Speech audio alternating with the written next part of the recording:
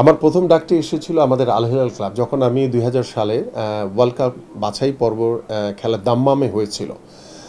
তো সেইখানে আমার প্রথম পর্বের যে ৩ খেলার পরেই আল হিলাল ক্লাব আমাকে ওইখানেই বসে অফার করেছিল যে তুমি আমাদের ক্লাবের হয়ে খেলো। তো পরবর্তীতে আমরা মোটামুটি আলোচনাও করেছিলাম।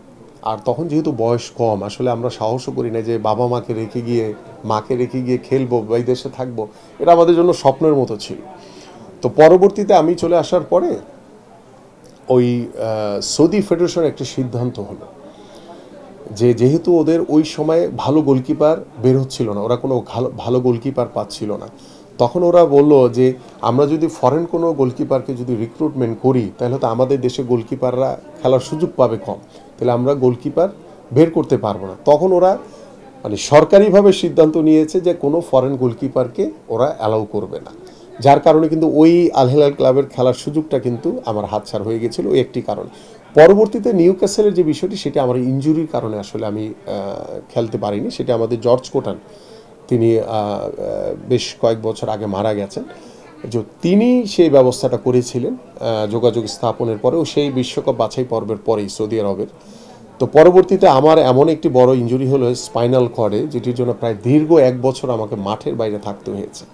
যদিও আলহামদুলিল্লাহ আল্লাহর রহমতে সেই দীর্ঘ ১ বছর পরে মাঠের বাইরে থেকে মাঠে ফিরে এসে আমরা ২০০৩ সালের যে সাফ ফুটবল আমরা যে চ্যাম্পিয়নশিপ অর্জন করেছিলাম, সেটার আমি একজন গোলকিপার হিসেবে ছিলাম, দলের একজন অংশ হিসেবে ছিলাম।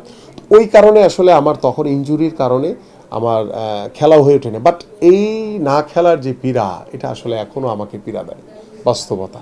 এবং আমার পরবর্তীতে ডিডো যখন ব্রাজিলিয়ান কোচ এসেছিল ২০০৮-এ, তখনও আমার ডেনমার্কে একটি খেলার সুযোগ তৈরি হয়েছিল, কিন্তু ওই আনফর্চুনেটলি আবারও সেই ইনজুরি, যেহেতু বলেছি যে 5টি অপারেশনের ভিতর দিয়ে আমাকে কাটতে হয়েছে ফুটবল কেরিয়ার।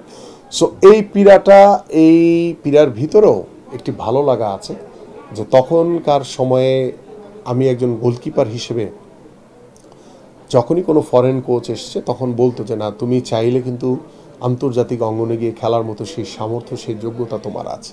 এটি আমার জন্য অনেক বড় একটি প্রাপ্তি, এবং আমি চেষ্টা করেছি আমার বাংলাদেশের মানুষ, যারা বাংলাদেশের ফুটবলকে ভালোবাসে, ক্রীড়ামোদী মানুষ, সবার জন্য ভালো কিছু উপহার দেওয়া।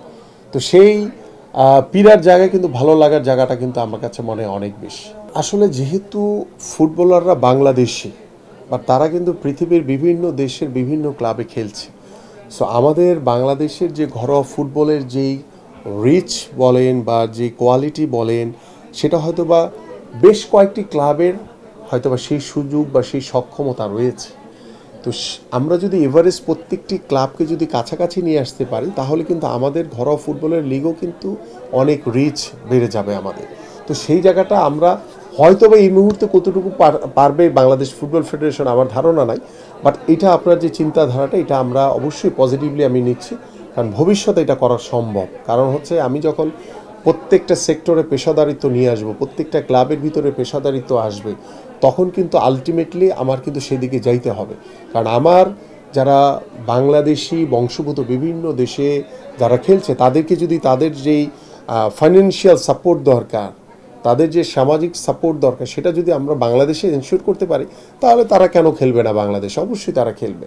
এখন লাইক হামজা চৌধুরী, ওর বিষয়টা টোটালি ডিফারেন্ট। ও আপনার যেখানে খেলছে ইংলিশ প্রিমিয়ার লিগের, ওইখান থেকে এনে আমাদের বাংলাদেশে সাপোর্ট দেওয়ার মতো সেই সক্ষমতা, সেই আর্থিক যে আমাদের সেই সক্ষমতা আমাদের বাস্তবতা নাই।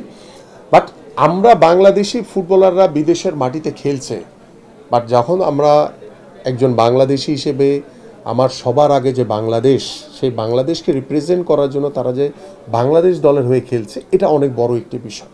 এবং আমার মনে হয় যে আমরা এই খেলাধুলার মাধ্যমে আমরা কিন্তু আমাদের যে ঘরোয়া ফুটবলের যে একটি যে নবজাগরণ তৈরি হয়েছে, সেটাকে আমরা যদি কাজে লাগাতে পারি, আমার বিশ্বাস যে আমরা সামনের দিকে আমাদের স্পোর্টসে এবং আমাদের ফুটবলে অনেক ভালো কিছু আমরা অর্জন করতে পারব।